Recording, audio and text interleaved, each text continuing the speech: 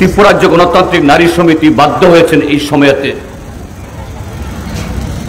এখন যখন এ রাজ্যে কাজ এবং খাদ্যের অপ্রতুলতা, গ্রামে রেগার কাজ নেই, টুয়েপের কাজ নেই, শিক্ষিত বা অর্ধশিক্ষিত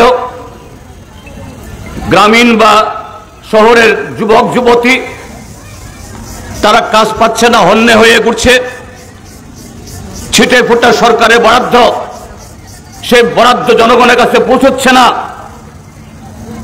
সারা ত্রিপুরা যে একটা সিন্ডিকেট রাজ, কমিশনের রাজত্ব, আজকে গত 7 বছর ধরে লাগাতার এই ত্রিপুরা রাজ্যকে দুর্নীতির একটা স্বর্গরাজ্যে পরিণত করেছে।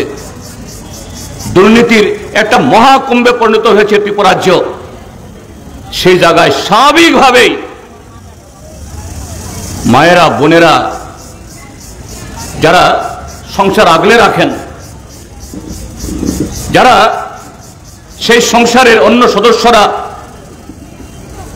যতটুকুই তারা কামাই করেন, সেই কামাই সেটাকে টেনে পুলে যেভাবে হোক পরিবারের সদস্যদের খাইয়ে পরিয়ে যেভাবে রাখতে হয়, এতে তাদের সবচেয়ে বেশি ঝক্কি সামলাতে হয়।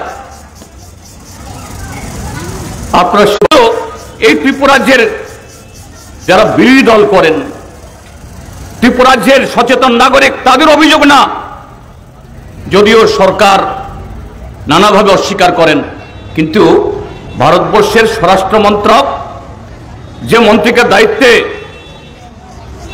বিজেপির অন্যতম নেতা অমিত শাহ, তার মন্ত্রক থেকে প্রতি বছর আমাদের দেশে যত প্রকারের অপরাধ হয়, খুন খারাপি, চুরি, ডাকাতি, ছিনতাই, ড্রাগ, বধূ হত্যা, নারী নির্যাতন, সমস্ত ধরনের, তার সাথে আধুনিকভাবে ইলেকট্রনিক অপরাধ যেগুলি হয়, যেগুলোকে বলা হয় সাইবার ক্রাইম ইত্যাদি, অন্য মানুষের অ্যাকাউন্ট থেকে টাকা হাতিয়ে নিয়ে যায়, জমি জমা সম্পত্তির কাগজপত্র জালিয়াতি করে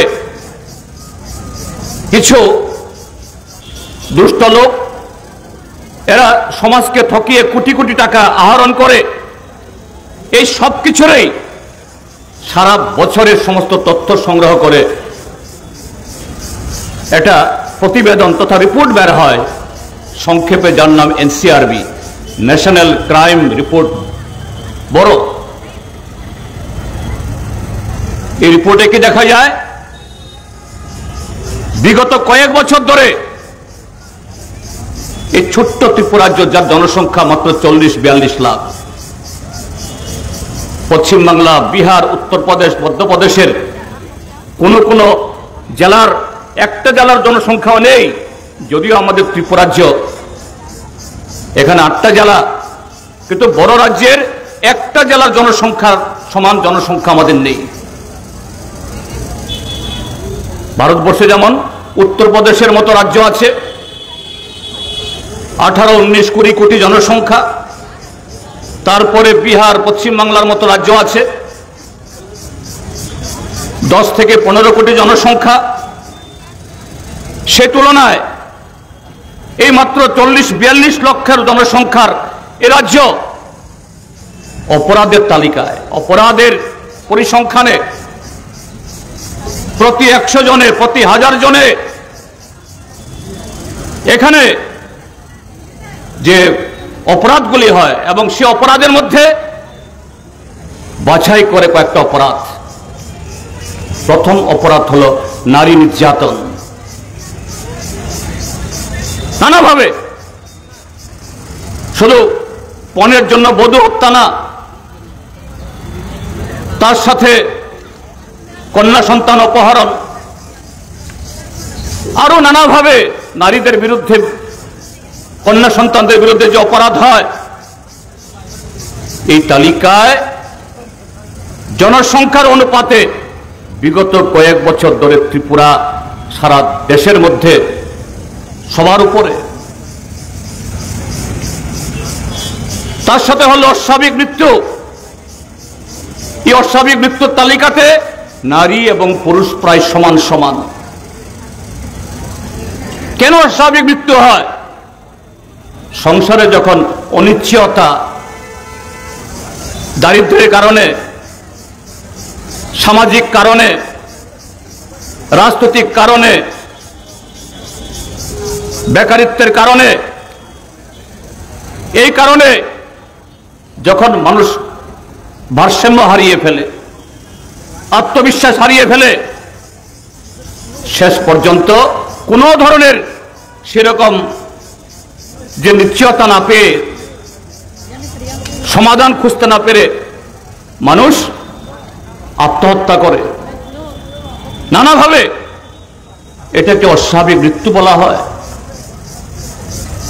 তার সাথে নিখোঁজ হয়ে, অপহৃত হয়ে, যত্রতত্র ব্যবহারিক লাশ পাওয়া ইত্যাদি, এগুলো এই তালিকার মধ্যে হয়।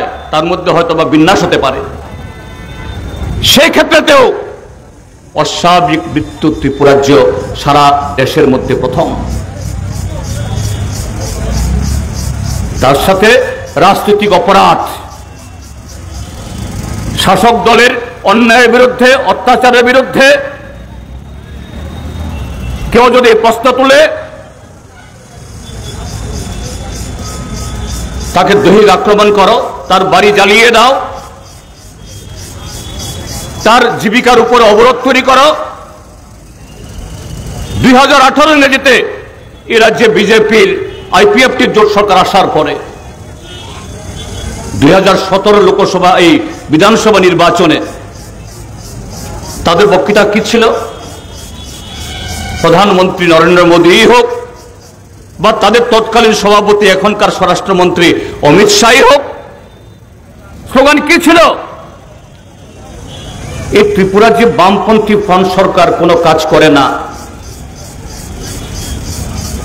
এখানে কোনো উন্নয়ন হয়নি, এসব কোনো অভিযোগ তখন ছিল না। মানুষকে ভরকানোর জন্য তাদের বক্তৃতা ছিল বামফ্রন্ট সরকার 25 বছর যা করেছে, যদি বিজেপি আইপিএফটি জোট সরকার তৈরি হয় তাহলে তার দ্বিগুণ হবে।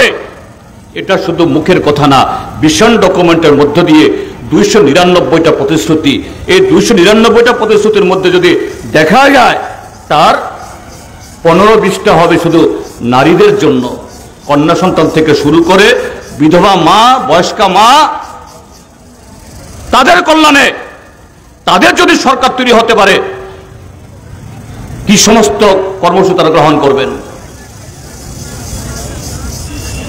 সেই মিথ্যা প্রতিশ্রুতির উপর ভিত্তি করে কালো টাকার জোরে এ রাজ্যে বিজেপি আইপিএফটি জোট ক্ষমতাসীন হওয়ার পর পরবর্তী সময়েতে তীব্রমথা যারা আড়াল থেকে এই বিজেপি সরকার আনার জন্য সমস্ত ষড়যন্ত্র করেছে,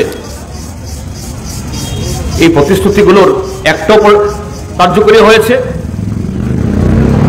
কি? 100 দিনের জায়গাতে 200 দিনের এগার কাজে হোক, 340 টাকা মজুরি হোক, বা নারীদের জন্য গাল ভরা যেসব প্রতিশ্রুতি দিয়েছিল, কিছুই হয়নি। সরকারি চাকুরি বা বেসরকারি চাকুরি বা কর্মসংস্থানের ক্ষেত্রেতেও তাদের প্রতিশ্রুতির ধারে কাছেও তারা পৌঁছতে পারেনি, বা এগুলো রূপায়িত করার জন্য তারা দ্বিতীয়বার সে শব্দগুলো তারা উচ্চারণ করছে না।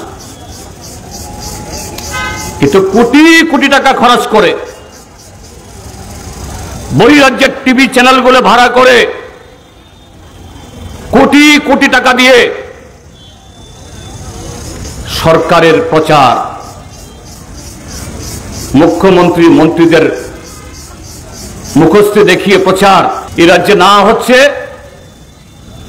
গ্রামীণ বা শহরতলির যারা দৈনন্দিন কাজ করে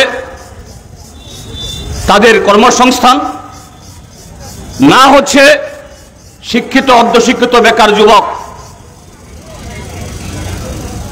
আমরাও জানি সমস্ত যুবক যুবতীকে সরকার তাদের পক্ষে চাকরি দেওয়া সম্ভব না। কিন্তু যে কথাগুলি বলা হয়েছিল প্রথম বছরে প্রথম মন্ত্রিসভা থেকেই 50,000 চাকরির জন্য সমস্ত বন্দোবস্ত করা হবে, পরবর্তী সময়েতে 5 বছরের মধ্যে 7 লক্ষ কর্মসংস্থান হবে, 5 বছর পরে আবারও 2 বছর ত্রিপুরা রাজ্যের জনগণকে নানাভাবে ভাওতা দিয়ে ত্রিপুরা মতার হাত ধরে আবার ক্ষমতায় আসলো, 2 বছর পেরিয়েছে, তার ধারে কাছেও নেই। বিধানসভাতে লিখিতভাবে তাদের সেই তথ্য উপস্থিত করতে হয়। আগামী 21শে মার্চ আবার বিধানসভাতে তথ্য পেশ করতে হবে। বাস্তবের সাথে তাদের যে দাবি, তাদের যে প্রচারের আকাশ পাতাল ফারাক, সে কারণে আজকে বেকার সমস্যা, কর্মসংস্থানের সমস্যা, অভাব, মানুষ ক্ষুব্ধ, মানুষ প্রতিবাদের রাস্তায় নামছেন। প্রায় প্রতিদিন 365 দিন ত্রিপুরা রাজ্যের মধ্যে, ত্রিপুরা রাজ্যের নানা প্রান্তে এমন একটা দিন বাদ যায় না, শুধু পতাকা হাতে নয়, আপনাদের মতো করে সংগঠিতভাবে, অসংগঠিতভাবেও, স্বতঃস্ফূর্তভাবেও মানুষ পানীয় জলের জন্য, রাস্তার জন্য, রেগায় কাজ করে মজুরি পাওয়ার জন্য, এলাকায় বিদ্যুৎ সরবরাহ বন্ধ, চিকিৎসা সুযোগ পাচ্ছে না,